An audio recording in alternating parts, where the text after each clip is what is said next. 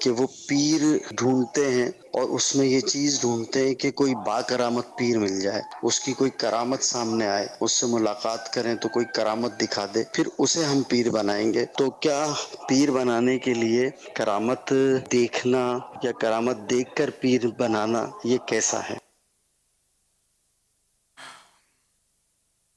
ہر لوگوں کی لوجک ہوتی ہے، یہ سوچ ہوتی ہے۔ حالانکہ کرامت اور استدراج میں فرق نہیں پتا ہوتا، اور استدراج کا بھی ان کو نہیں پتا ہوتا کہ کیا ہوتا ہے۔ بہرحال یہ کہ یہ شرائط میں سے نہیں، بلکہ ولایت کی شرائط میں بھی کرامت نہیں ہے۔ ولایت اور چیزیں، کرامت ولی سے ہی صادر ہوتی ہے، ظاہر ہوتی ہے، لیکن یہ کہ شرط نہیں ہے۔ راہ پیر، تو پیر کے لیے تو ولایت بھی شرط نہیں ہے کہ پیر ولی ہی ہو۔ کرامت تو ولی سے ہی صادر ہوتی ہے۔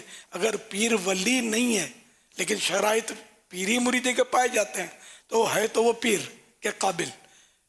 اب وہ کرامت تو اسے صادر کیسے ہوئی؟ جب خود ولی ہوگا تو کرامت نظر آئے گی نا۔ یہ تو ایک علمی بات جو ہے وہ میں نے عرض کی آپ کو کہ حقیقت بھی یہی ہے، لوگ پھنس جاتے ہیں۔ چرسی بنگڑی بھی اگر کوئی استدراج دکھا دے نا، کوئی ایسا شعبدہ یا کوئی اس طرح کی انہونی چیز ٹائپ کی، تو یہ سمجھتے کہ یہ بس پہنچا ہوا ہے۔ یہ پتہ نہیں ہوتا کہ شیطان تک پہنچا ہوا ہوتا ہے، یعنی یہ شعور نہیں ہوتا لوگوں کو اتنا۔ خیر، تو پیر کے شرائط جو ہے نا یہ 4 بیان کیے گئے۔ ایک تو صحیح العقیدہ سنی، اور اس دور میں اب میں مزید یہ وضاحت کروں کہ ہر صحابی کو جنتی مانتا ہو، تنقید نہ کرتا ہو۔ کسی بھی صحابی پر تنقید کرے گا وہ سنی نہیں ہے، خلاص، مطلب وہ سنیت سے نکل گیا۔ اب اس کا کچھ اور نام ہو گیا۔ اب جو اس کے نصیب، جو اس کو ٹائٹل ملے، اگر آج یقین نہیں آتا، مرنے کے بعد یقین آ جائے گا کہ واقعی اب جو ٹائٹل ملا نا، میں مرا۔ یہ میں نے کیا کیا کہ رسول اللہ کے دوستوں پر میں نے تنقید کی، رسول اللہ پر جو جان چھڑکتے تھے صحابہ کرام، ان پر میں نے تنقید کی، نکتہ چینی کی، معاذ اللہ ثم معاذ اللہ۔ اس لیے ہر صحابی نبی جنتی جنتی، یہ اپنا وظیفہ بنا لیں، اپنے بچے کو سکھا لیں، ورنہ گمراہ ہوتے دیر نہیں لگے گی۔ چاروں طرف شیطان نے پنجے گاڑ رکھے، کسی کی صورت پر، کسی کی سفید چمڑی پر، کسی کی سفید داڑھی پر فریفتہ ہونے کی ضرورت نہیں ہے۔ صحابہ کرام کسوٹی ہے الحمدللہ۔ اہل بیت اطہار میں سے بھی کسی اہل بیت کی اگر وہ توہین کرتا ہے، ہمارے لیے کسی کام کا نہیں ہے۔ وہ تھوک دان بھی نہیں ہے، ہمارا تھوک بھی نہیں پھینکیں گے، ہمارا تھوک اس سے بہتر ہے اس شخص سے جو اہل بیت اطہار کے کسی فرد کی توہین کرتا ہو۔ ہمیں نہ چلے، وہ چلے ہی نہیں، نہ صحابی کا گستاخ چلے، نہ اہل بیت اطہار کا گستاخ چلے، نہ اولیاء کرام کا گستاخ چلے، اپنے کو کوئی نہ چلے۔ ہمیں صرف وہی چلے کہ جو سارے نبیوں کو مانتا ہے۔ تو اچھا، یہ تو چلو کوئی اس میں تفریق نہیں کرتا، فی الحال کوئی ایسا سامنے آیا نہیں ہے۔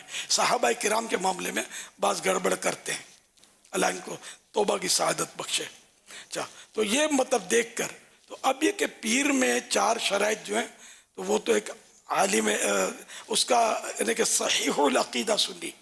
تو صحیح العقیدہ سنی کی ایک پہچان میں نے تھوڑی سی بتائی، اور اس دور میں یہ بھی دیکھ لینا ہے کہ اگر امام اہل سنت مولانا شاہ امام احمد رضا خان رحمۃ اللہ علیہ کا آپ نام لیں، ذکر خیر کریں، تو اس کے چہرے پر خوشی ظاہر ہو، یعنی چہرہ تھوڑا اچھا بن جائے۔ اور اگر منہ بگاڑے نا تو بھی آپ چلے جائیں، اس کی گلی سے بھی نہیں گزرنا، یہ کسی اور یعنی خطرے کی گھنٹی بجا رہا ہے کہ میں وہ نہیں ہوں جس کو تم ڈھونڈے آئے ہو۔ اعلیٰ حضرت نے تو ہم کو صحابہ کرام کی محبت کے جام پلائے، اہل بیت اطہار کی محبت کے جام پلائے، اولیاء کرام کی محبت کے جام پلائے، الحمدللہ۔ تو اس دور کی یہ بھی ایک کسوٹی ہے، امام اہل سنت اعلیٰ حضرت رحمۃ اللہ علیہ، ہم نے ان کا دامن پکڑا ہے، ان پر آنکھیں بند کی ہیں اپنی، کیونکہ یہ ہمارا ذہن بن گیا کہ ان کی جو بھی تحقیق ہے قرآن و حدیث کے مطابق ہے، تو اس لیے ہم نے ان کو مان لیا الحمدللہ۔ تو ایک تو یہ کہ صحیح العقیدہ سنی ہوئی شرط، پہلی شرط۔ دوسرا، عالم ہو۔ عالم کی تعریف ہے کہ تمام عقائد سے واقف ہو اور مستقل ہو، یعنی کہ اس میں کبھی آگے پیچھے ہو جاتا ہو، اور ضرورت کے مسائل اس کو معلوم ہو اور اتنی صلاحیت ہو کہ ضرورت کے مسائل کتابوں سے نکال سکے. یہ عالم کی تعریف ہے. سند کوئی چیز نہیں. اعلیٰ حضرت خود فرماتے ہیں فتح رضویہ میں کہ سند کوئی چیز نہیں، علم ہونا چاہیے. سند تو گھر بیٹھے آج کل ہاں مل جاتی ہے، سند گھر بیٹھے ملتی ہے. آج کل لائسنس گھر بیٹھے ملتے ہیں، ڈرائیونگ کے لائسنس گھر بیٹھے ملتے ہیں، لائسنس گھر پہ آ کے مل جائے گا آپ کو. پھر روڈ پہ جاؤ، جو جنازہ پڑا ہے آپ کا، چلان آتا ہو نہ ہو، پیسہ پھینک تماشا دیکھ. بہت نازک دور ہے. تو بہرحال علم چاہیے عالم کے لیے. سند کوئی چیز نہیں. صحابہ کرام کے پاس کون سی لکھی ہوئی سندیں تھیں؟ اور فاسق نہ ہو، فاسق معلن علل اعلان فسق نہ کرتا ہو. جیسے شیوڈ ہے تو فاسق معلن ہے، ایک مٹھی سے گھٹاتا ہے کاٹ کے تو فاسق معلن ہے. پیری مرید ہی نہیں کرتا. اس کے مرید ہونا جائز نہیں ہے. اس طرح کے عورتوں سے ہاتھ چمواتا ہے الفرض ہے نا، تو وہ بھی فاسق معلن ہے، اس کی بھی بیعت درست جائز نہیں ہے. اس طرح مطلب یہ کہ بہت سارے معاملات ہیں. نمازوں کے معاملات ہیں کہ نمازوں میں کمزور ہے، وہ کبھی کبھی قضا کر دیتا ہے، تو یعنی بلا عذر. ایک تو عذر ہوتا ہے نا کہ جیسے اس آنکھ ہی نہیں کھلی فجر میں، اپنی پوری کوشش اس نے بیچارے نے کی تھی لیکن آنکھ نہیں کھلی. یہ ایک ایسا عذر ہے کہ اس کا حل نہیں ہے. آنکھ نہیں کھلی لیکن پوری کوشش کرنی ہے. جلدی سونا ہے تک، اگر جلدی سونے سے اٹھتا ہے، الارم لگانے سے اٹھتا ہے جو الارم لگا دے. کسی کو ایسا ہے قابل اعتماد شخص جو جگا دے گا، اس کو بول دے کہ وہ جگا دے.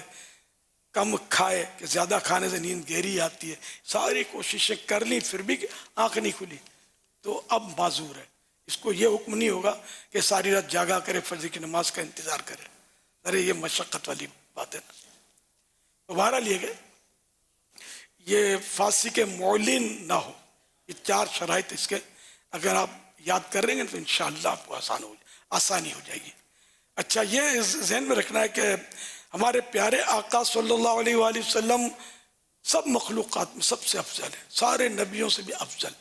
اچھا، پھر یہ کہ انبیاء کرام میں درجات ہیں، تاہم یہ کہ یہ عقیدہ رکھنا ہے کہ انبیاء علیہ السلام کے بعد انبیاء کرام علیہ السلام تو ہی افضل، ان کے بعد انسانوں میں سب سے افضل حضرت سیدنا ابو بکر صدیق رضی اللہ تعالیٰ عنہ، پھر حضرت عمر فاروق اعظم، پھر حضرت عثمان غنی، پھر حضرت علی رضی اللہ تعالیٰ عنہ.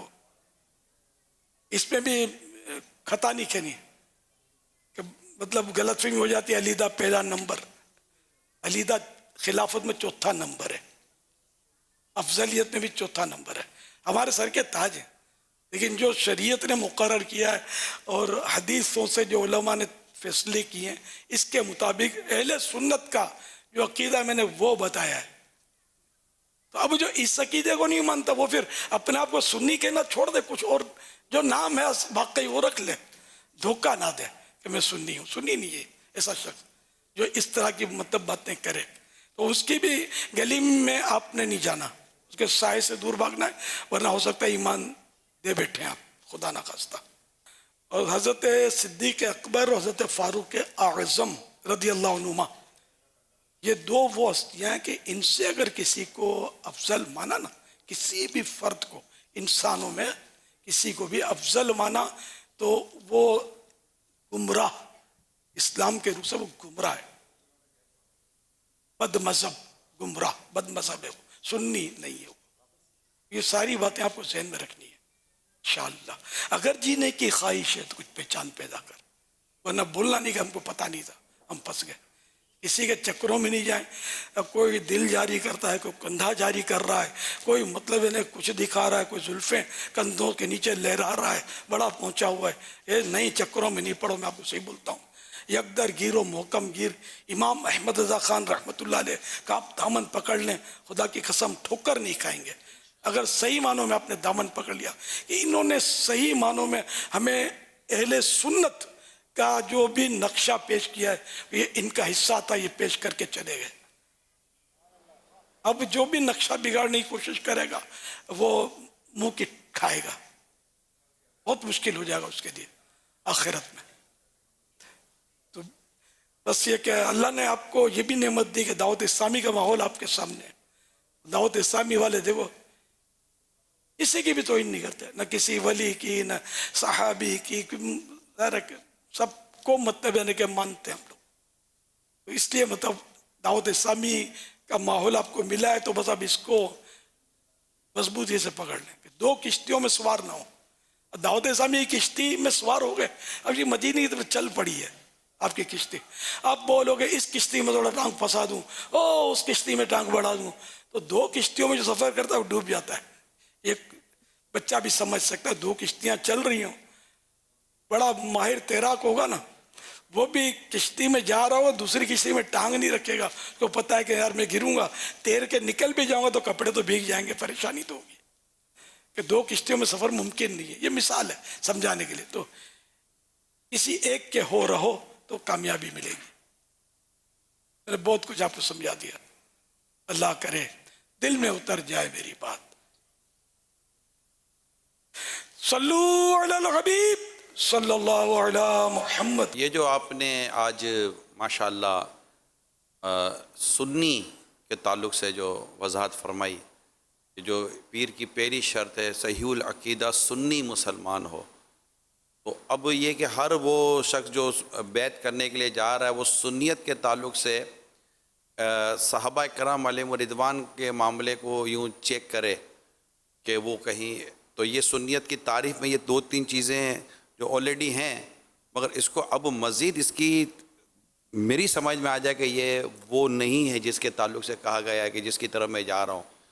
تو یہ بھی ایک ہو کہ وہ کس طرح کے، جیسے صدیق اکبر رضی اللہ تعالیٰ عنہ کے تعلق سے، فاروق اعظم رضی اللہ تعالیٰ عنہ کے تعلق سے، اسی طرح دیگر صحابہ کرام علیہم رضوان کے تعلق سے جو آپ نے ماشاءاللہ ارشاد فرمایا، اور ایک بہت خوبصورت ایک لائن کھینچ دی ہے، ایک خوبصورت سی لائن کھینچ دی ہے کہ بھائی یہ لائن دیکھ لو، اس لائن کو کراس آپ نے نہیں کرنا، اور جو اس لائن کو کراس کرے اپنے کو اس کی طرف جانا نہیں ہے. اس کی کوئی ایک دو ایسی اور بھی پہچان آ جائے نا. دراصل وہ ایسا ہے کہ چند صحابہ کرام ہیں جن کے بارے میں بات سنی کہلانے والے یہ کیلو کال کرتے ہیں، باتیں کرتے ہیں، جن میں نمایاں صحابی ہیں حضرت سیدنا امیر معاویہ رضی اللہ تعالیٰ عنہ. ان پر یعنی کہ ایسے لوگوں کو یہ سوچنا چاہیے کہ قرآن میں ان کے تعلق سے، سارے صحابہ کے تعلق سے آیت والسابقون الأولون من المهاجرين والأنصار والذين اتبعوهم بإحسان رضي الله عنهم ورضوا عنه وأعد لهم جنات تجري تحتها الأنهار خالدين فيها أبدا ذلك الفوز العظيم. یعنی مہاجرین انصار میں سے جو پہلے ایمان لانے والے اور جو ان کے پیچھے بھلائی کے ساتھ چلنے والے ہیں، اللہ پاک ان سے راضی ہوا اور وہ اللہ پاک سے راضی ہوئے، اور اللہ نے ان کے لیے جنتیں، باغات تیار کی ہیں جن کے نیچے نہریں بہتی ہیں، اور ہمیشہ ہمیشہ اس میں رہیں گے، اور یہی بڑی کامیابی ہے. اور ارشاد فرماتا ہے وَكُلًّا وَعَدَ اللَّهُ الْحُسْنَى، اللہ نے ان تمام سے حسنہ یعنی جنت کا وعدہ فرما لیا ہے. تو اب جب قرآن نے فرما دیا جنت کا وعدہ ہے نا، اور حدیثوں میں بھی اسی طرح کے فضائل سے مالا مال، اب ان کے مقابلے پہ، قرآن اور حدیث کے مقابلے پہ اگر کوئی تاریخ کا حوالہ دیتا ہے، ہسٹری کا زیادہ زیادہ دیتے ہیں، ہسٹری کا حوالہ، تاریخ میں یہ ہوا تھا، ہسٹری میں، بس ٹھیک ہے، جو ہسٹری ہے وہ قرآن و حدیث سے ٹکرائے تو یار وہ اس پر ایمان لائے کہ ہم ہسٹری پر، تو قرآن پر ایمان لائے ہیں. رسول اللہ صلی اللہ علیہ وسلم کے ارشادات ہمارے لیے حرز جان ہے، ہم ان کو مانتے ہیں. ہم جو تاریخ قرآن و حدیث کے خلاف بتائیے ہم اس کو نہیں مانتے، وہ رد ہے. تو اس طرح کے کمزور حوالے لا کر مطلب یہ اٹھا کے بھولی بھالی عوام جو ہے وہ بیچارے چکر میں آ جاتے ہیں، ان کو معلومات ہوتی نہیں. ہاں یار اتنا بڑا سفید داڑھی ہے، سفید چمڑی ہے اس کی، یہ کیسے جھوٹ بول سکتا ہے؟ آپ کو پتہ ہے ابو جہل کی بھی داڑھی تھی، ابو لہب کی بھی داڑھی تھی. میں ان کو ان سے مماثلت نہیں کر رہا، میں خالی سمجھاتا ہوں کہ خالی داڑھی دلیل نہیں ہے. ایک کفار کا طبقہ جس کو سارے کفار مانتے ہیں، سکھ، وہ سب کے سب داڑھی رکھتے ہیں تقریباً. اب کچھ شروع ہوئے ہیں پیچھے ہٹنا، لیکن اب بھی غالب اکثریت دنیا میں جہاں بھی جاؤ یہ آپ کو داڑھی میں ملیں گے. تو اب یہ کہ یہ کہیں گے، آپ بولیں گے یہ نیک آدمی ہے، بھائی یہ تو خود مانتے ہیں، کہتے ہیں ہم مسلمان نہیں ہیں.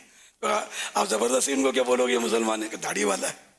تو داڑھی یا کسی کا رنگ سفید، اگر آپ بولو سفید رنگ، تو انگریز ہم سب سے گورا ہوتا ہے، سفید چمڑی ہوتی ہے، تو سفید چمڑی ہونے سے کیا ہوتا ہے؟ تو یہ کہ اصل تو ایمان کا نور ہے نا، وہ کچھ اور ہی شے ہے. اللہ ہمارے ایمان کے نور کو بجھنے سے بچا لے، اور ہر مسلمان کے دل میں ایمان کا نور ہے الحمدللہ. سمجھے؟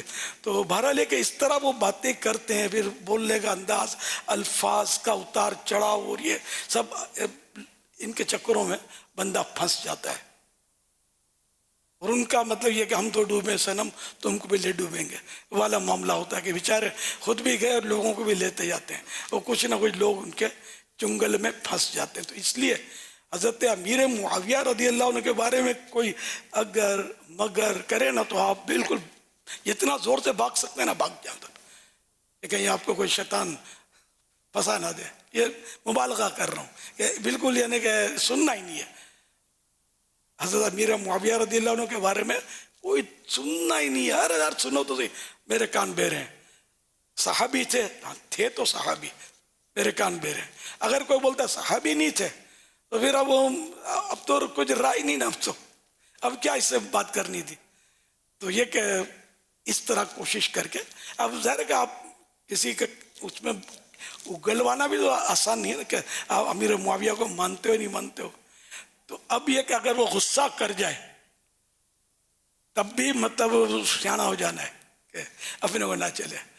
اور اگر غصہ نہ کرے، حضرت امیر معاویہ رضی اللہ عنہ کا پوچھیں، اور سبحان اللہ تو میرے ایک سر کے تاج یا اللہ پاک ان کے صدقے میری مغفرت کرے، آمین. ہے نا. جس کے دل میں کچھ بھی نہیں ہو وہ تو ایسی بات کرے گا، اور غصہ کرے گا اس کا مطلب وہ کسی اور کھاتے گا، سننی نہیں ہے. یہ ابھی میرے ذہن میں آئی بات، لیکن آپ پوچھنے جائیں گے تو فتنہ فساد ہو سکتا ہے. تو اس لیے وہ دعوت اسلامی ہے نا آپ کے پاس، الحمدللہ. ہاں، جن کا آپ کو کنفرم پتہ ہے.